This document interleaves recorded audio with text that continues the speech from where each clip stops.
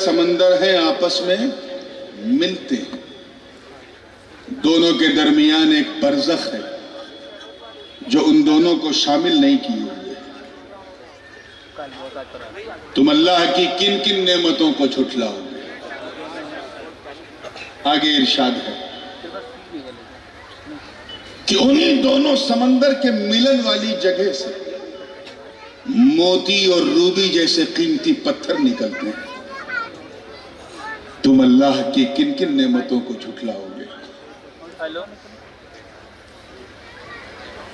ظاہری طور پہ اس کا ترجمہ تو ہو گیا، مگر یہ شان اہل بیت کانفرنس ہے، اس لیے جب تک اس کی تفسیر اہل بیت نہ کی جائے بات پوری نہیں ہوگی۔ وہ تفسیر جس کی تائید حضرت امام جعفر صادق نے بھی کی، قندیل نورانی محبوب سبحانی قطب سمدانی شاہباز لامکانی جدنا محی الدین ابو محمد عبد القادر جیلانی نے بھی کی، شیخ اکبر محی الدین ابن العربی نے بھی کی، اور بڑے بڑے اسلاف نے، یہاں تک کہ خود حضرت داتا علی حجویری نے بھی کی۔ بس وہی بات بیان کر کے بات ختم کروں گا۔ دنیا میں دو تین جگہیں ہیں جہاں دو سمندر آپس میں ملتے ہیں۔ ایک جگہ تو میں خود دیکھ چکا ہوں۔ When you go to the southern part of the world، بالکل دنیا کا دکچھڑی چھیتر، کیپ ٹاؤن ایک خوبصورت سا شہر ہے افریقہ میں، وہاں سے لگ بھگ 250 کلومیٹر دور ایک چھوٹا سا ٹاؤن ہے جسے southern part of the world کہا جاتا ہے۔ وہیں پر دو سمندر آپس میں ملتے ہیں، ایک ہند مہاساگر، ایک پرشانت مہاساگر۔ دونوں کا رنگ بھی میں نے بغور دیکھا تھوڑا سا ڈیفرنٹ ہے، کلر بھی ڈیفرنٹ ہے اور دونوں کا ٹمپریچر بھی۔ جب ہند مہاساگر کو چھوا تو پانی گرم، وارم واٹر۔ میرے ساتھ والد صاحب کے بڑے چہیتے مرید تھے نظام بھائی، انہوں نے کہا کہ حضرت دیکھیے پانی بہت ٹھنڈا نہیں، بالکل نارمل ہے، اور اٹلانٹک اوشین کا پانی بالکل برف کی طرح۔ میں نے کہا اس کا پانی ٹھنڈا اس لیے ہے کیونکہ ایسے ملک سے سمندر آ رہا ہے جہاں ایمان والا جائے تو اس کا ایمان بھی ٹھنڈا ہو جائے، اور یہ ہند مہاساگر ہے، بھارت سے آ رہا ہے، یہ گرم اس لیے ہے کیونکہ اس پہ خواجہ کا کرم ہے، اور جب خواجہ کا کرم ہوتا ہے تو دریا بھی گرم ہوتا ہے۔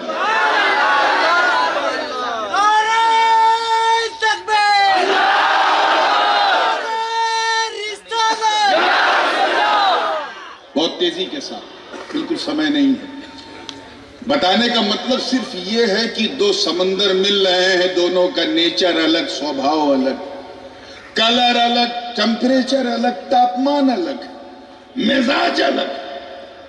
وہ تو خود میں نے اپنی آنکھ سے دیکھا۔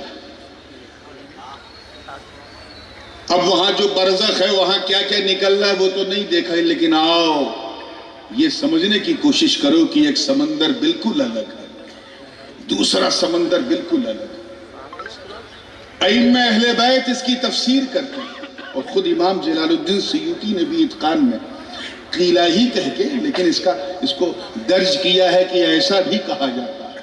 توجہ چاہوں گا، کیا صوفیاء کرام فرماتے ہیں کہ وہ جو دو سمندر آپس میں ملتے ہیں، توجہ، وہ کوئی اور نہیں، ایک سمندر، سمندر ولایت علی ہے۔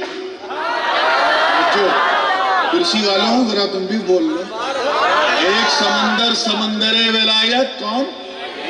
علی ہے۔ دوسرا سمندر، سمندر عصمت و طہارت فاطمہ۔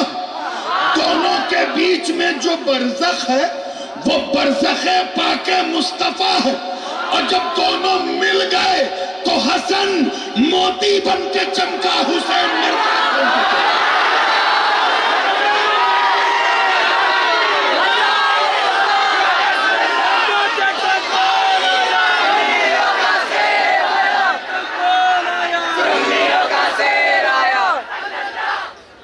حسن موتی بن کے چمکے، حسین روبی یعنی مرجان بن کے چمکے. اگر کسی جوہری کے پاس جاؤ تو آپ کو پتا چلے گا سچے موتی کی پہچان کیا ہے. اگر اس کو لائٹ کی طرف تھوڑی دیر دیکھو تو اس میں ایک ہریالی آتی ہے, کچھ گرینش فیل ہوتا ہے. وہی ہریالہ پن جو ہے امام حسن کی زہر سے ہونے والی شہادت کا غماز ہے. اور روبی بالکل سرخ لال لال ہوتا ہے. یہ دشت کربلا میں بہتے ہوئے خون حسین کا غماز ہے. دو سمندر, ایک سمندر ولایت علی, ایک سمندر عصمت و طہارت فاطمہ. بس ان دونوں کا ملن کس طرح ہوا ہے یہی بتا کہ میں رخصت ہو جاؤں گا. جب کوئی ساہتیہکار یا کوئی اتہاسکار, کوئی سیرت نگار جب کسی کتاب کی رچنا کرتا ہے, لکھتا ہے, تو صرف ایک گھٹنا کو نہیں لیتا, انیک گھٹناؤں کو اکٹھا کرتا ہے. اس کے بعد اسے ترتیب دیتا ہے, پھر ایک گھٹنا کرم پورا مکمل کر کے اس واقعے کو بیان کرتا ہے, جسے مضمون واقعہ کہتے ہیں. تو میں لگ بھگ 25-30 حدیثوں کو اکٹھا کر کے ایک مضمون واقعہ بیان کر رہا ہوں, جس کا ذکر بخاری میں بھی ہے, مسلم میں بھی ہے, ترمذی میں بھی ہے, ابن ماجہ میں بھی ہے, نسائی میں بھی ہے, حدیث کی ہر کتاب میں. کیا ایک دن کاشان نبوت میں سرکار بیٹھے ہیں.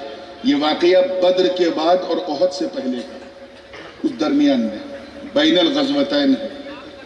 حضرت جبریل آئے, بہت اچھا موڈ تھا حضور کا. عرض کیا ان اللہ یقرأ علیک السلام, اے نبی آپ پر آپ کا خدا سلام بھیج رہا ہے. آپ ذرا سوچیں, خدا اپنے محبوب کو سلام بھیجے. ہماری عادت بھی تو ہے, جب کوئی حاجی صاحب جاتے ہیں تو ہم کیا کہتے ہیں, بھائی جا رہے ہو ذرا مدینے پہنچ کے مدینے والے کو میرا سلام کہنا.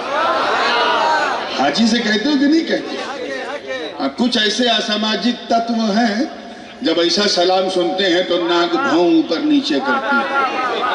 ان سے کہنا جماعتیوں جاہلوں, ارے دیکھ, جب خدا اپنی تمام تر بے نیازی کے باوجود اپنے نبی کو سلام بھیج رہا ہے, تو اگر ہم غلام مصطفیٰ کو سلام بھیجیں تو حیرت کیا.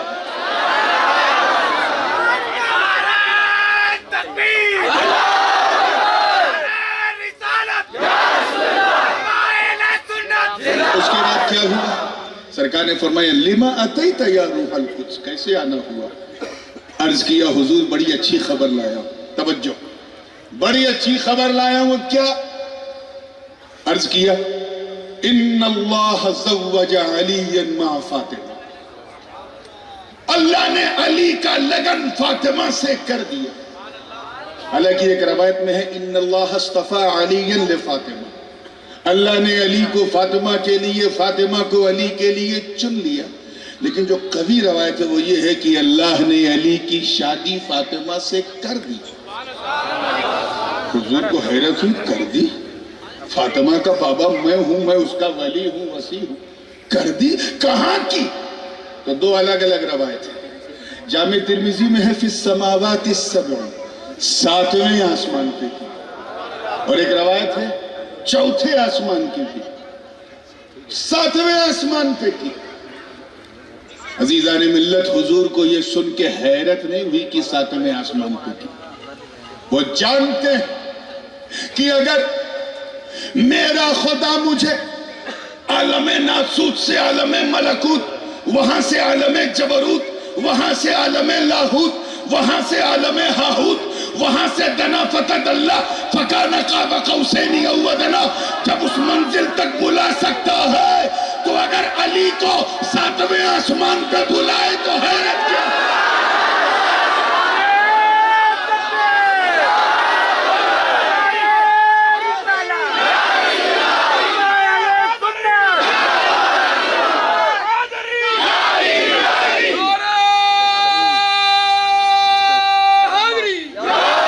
علی کے جانے پہ حیرت نہیں ہے, حیرت فاطمہ پہ تھی.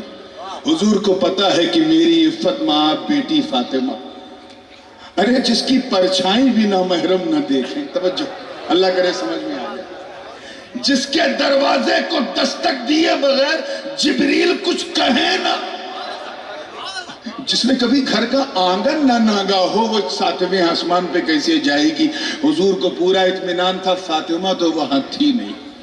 تو پوچھا من الذی واللہ، توجہ رہا، حدیث کے الفاظ ہیں، حضور نے پوچھا فاطمہ تو وہاں تھی نہیں، تو یہ بتاؤ فاطمہ کا ولی کون تھا؟ کس نے فاطمہ کا ہاتھ علی کے ہاتھ میں دیا؟ وہ تو میرے ساتھ تھی۔ اور ہماری شادیوں میں اکثر ایسا ہوتا ہے، دلہن اپنے کمرے میں ہوتی ہے، قاضی صاحب اجازت لے کے آتے ہیں، پھر قبول کراتے ہیں، تو وہی پوچھ رہے حضور کہ فاطمہ تو یہاں تھی، حق قضا کس نے ادا کیا؟ حق ویلا کس نے ادا کیا؟ ولایت کس نے قبول کی؟ تو اے چاندہ میٹا کے غیور حسینیوں، عظمت شان فاطمہ دیکھو۔ سرکار نے جب یہ پوچھا تو حضرت جبریل عرض کرتے ہیں والذی بعثک فی الامیین رسولا، قسم ہے مجھے اس رب ذوالجلال کی جس نے آپ کو امیوں میں رسول بنا کے بھیجا۔ آپ کی فاطمہ کا ولی کوئی بندہ نہیں بلکہ بندوں کا خدا ہے۔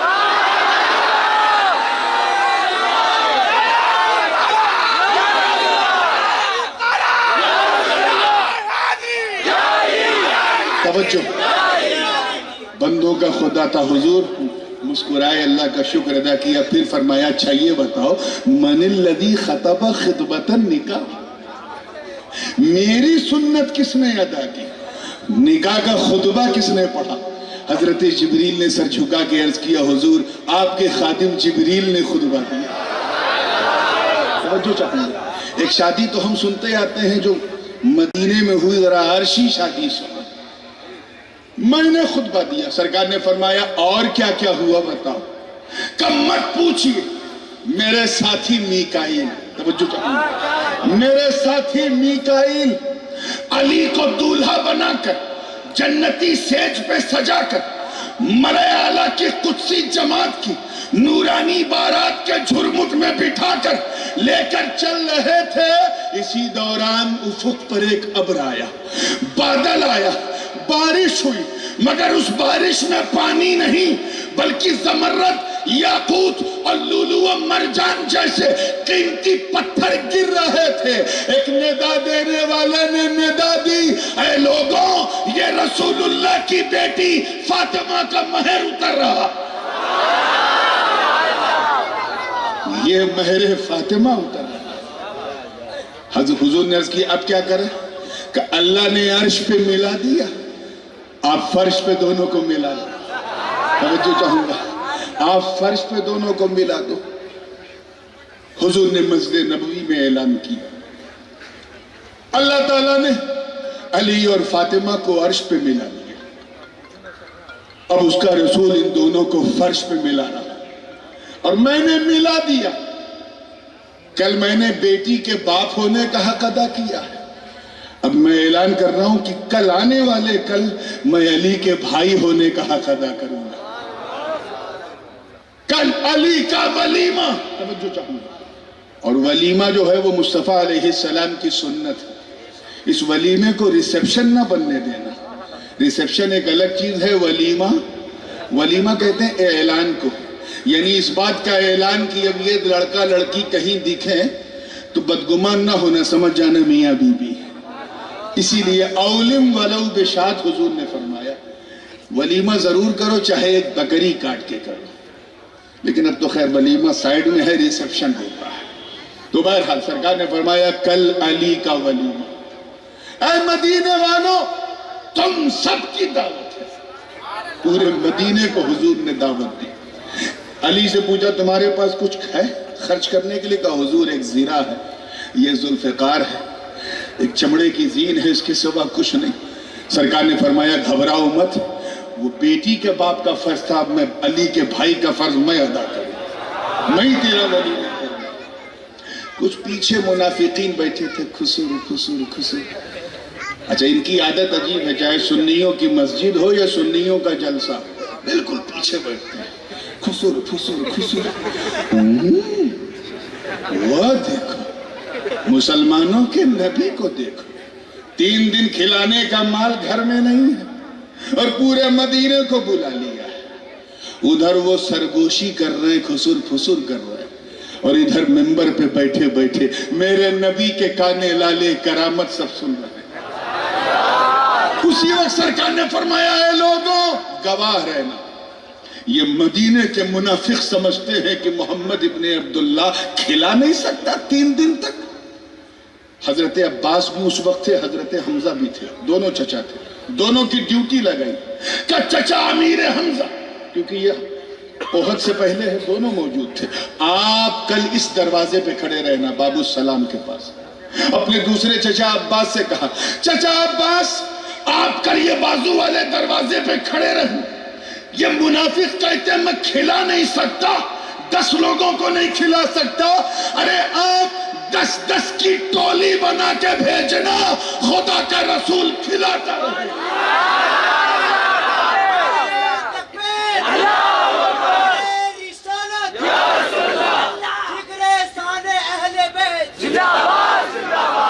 तवज्जो चाहूंगा, देखिए किस तरह दोनों समंदर को मिलाया जा रहा है।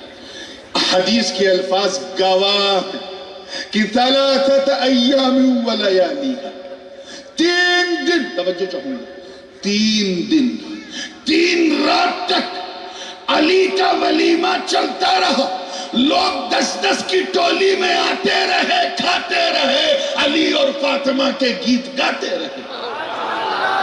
मरजल बहरैन यल्तकियान, अल्लाह इन 2 समंदरों को मिला रहा। एक वो समंदर जो समंदरे विलायत अली है, दूसरे समंदर समंदरे इस्मत व तहारत फातिमा। अरे जब इन 2, तवज्जो, इन 2 अनमोल रत्नों का मिलन होता है, मिलन, तब जाकर हुसैन और हसन का जन्म होता है, जन्म।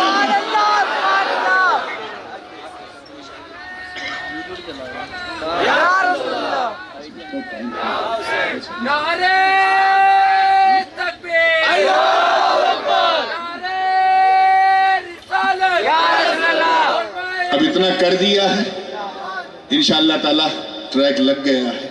अब सिर्फ ट्रेन को दौड़ाना है और पूरे मन और तन के साथ आपको सुनना है। व आखिर दावाना अनिल हम्दुलिल्लाहि रब्बिल आलमीन।